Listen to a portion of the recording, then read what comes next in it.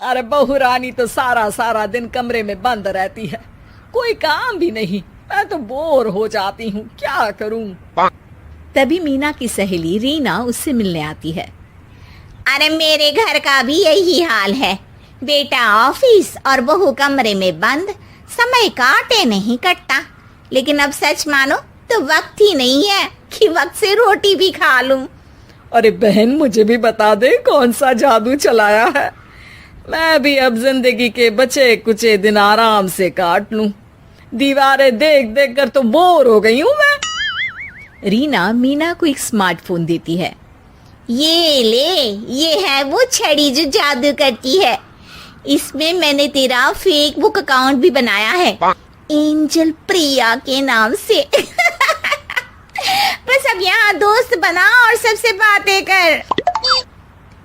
सास को पहले तो उतना समझ नहीं आता है, लेकिन धीरे धीरे वो उसकी आदत डाल लेती है।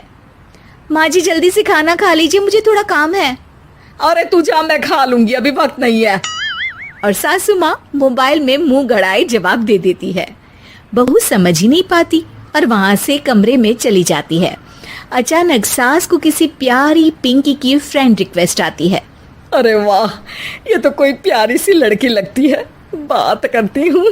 सास फ्रेंड रिक्वेस्ट अपनाकर बात करने लगती है। अब क्या था, सास सारा दिन उस सहेली से बात करती, अपनी कहती, उसकी सुनती। एक दिन सास फोन पर ही सरगड़ाए, अरे बहू जरा मंदिर के लिए थाली सजा दे, आज कीर्तन है। बहू फोन पर किसी को मैसेज टाइप करते कहती है, माँ जी क्या है, अब मुझे क्या पता कि आपको कौन कौन से भगवान की पूजा करनी होती है। तभी सास के पास कोई मैसेज आता है।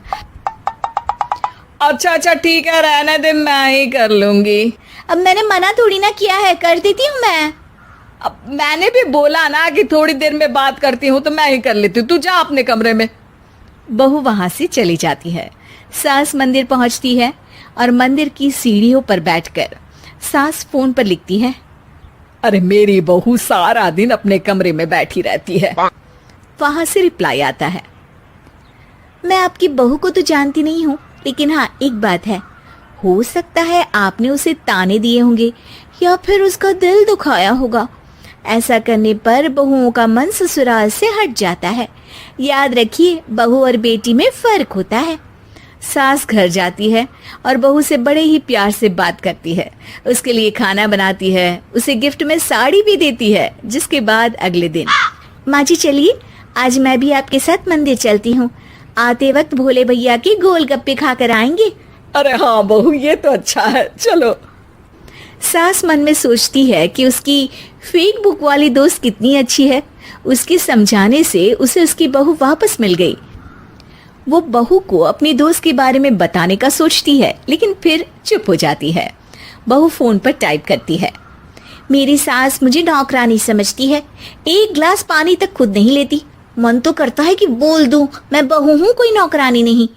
वहां से रिप्लाई आता है, देखो तुम्हारी सास को तो मैं भी नहीं जानती, लेकिन वो बुजुर्ग होंगी। पूरा जीवन उन्होंने घर गृहस्थी चूल्हा चौका में निकाल दिया। और फिर तुम ये भी मत भूलो कि जिस पति पर तुमको इतना गर्व है, उसे भी शिक्षा उन्होंने ही दी है। तो जिसने तुम्हें इतना दिया, क्या तुम उनकी थोड़ी सी सेवा नहीं कर सकती। बहू भी अगले दिन से सास का सारा काम करती, उनके पैर दबाती, उनका ख्याल रखती, उनके साथ घूमने जाती। एक दिन सास, बहू ये लो मेरा हीरे का हार। पहले तो सोचा था कि अपनी बेटी को दूंगी, लेकिन आज जब मेरे हाथ पैर में दर्द था तो तुम मेरा साथ दे रही थी। समय पर खाना पानी देकर तुमने ही मेरा बुढ़ापे में साथ दिया। उसके हिस्से का बहुत कुछ मैं उसे दे चुकी हूँ, लेकिन ये अब तेरा। बहू तो ये देखकर खुशी से उछली जाती है। वो सास को गले लगाकर कहती है, माँ जी आप सच में बहुत अच्छी है। भला हो उस एंजल प्रिया का जिसने मुझे आपसे वापस मिलवा दिया, वरना मैं तो हमेशा आपको गलत ही समझती। मैं तो सोचती थी काश वो एंजल प्रिया मेरी सास होती। क्या नाम लिया बहू? एंजल प्रिया तेरी फेसबुक फ्रेंड है? हाँ माँ जी, वो बहुत अच्छी है। उन्होंने ही मुझे बताया कि सास की कीमत क्या होती है। अरे बहू, कहीं तू प्यारी पिंकी तो नहीं? जी माँ जी, मैं ही हूँ प्यारी पिंकी। क्यों? सास बहू को गले लगाकर कहती है। मैं भी यही सोचती थी कि काश प्यारी पिंकी मेरी बहू होती। शुक्रिया बहू। सासू माँ, शुक्रिया तो हम दोनों को फेसबुक और सोशल मीडिया का करना चाहिए, जिसने हम दोनों को एक दूसरे से दिल से मिला दिया। अब तक दोनों को समझ आ गया था कि जो खुशी वो बाहर ढूंढ रहे थे सच में